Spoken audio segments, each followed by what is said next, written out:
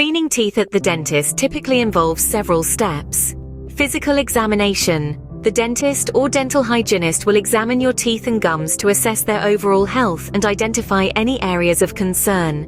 Plaque and tartar removal. Using specialized instruments such as scalers and curettes, the dentist or hygienist will carefully remove plaque and tartar buildup from the surfaces of your teeth, including along the gum line and between teeth. Scaling.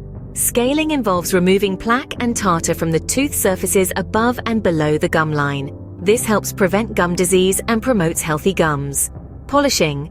After scaling, the dentist or hygienist will use a high-powered electric brush or rubber cup along with a gritty toothpaste to polish your teeth.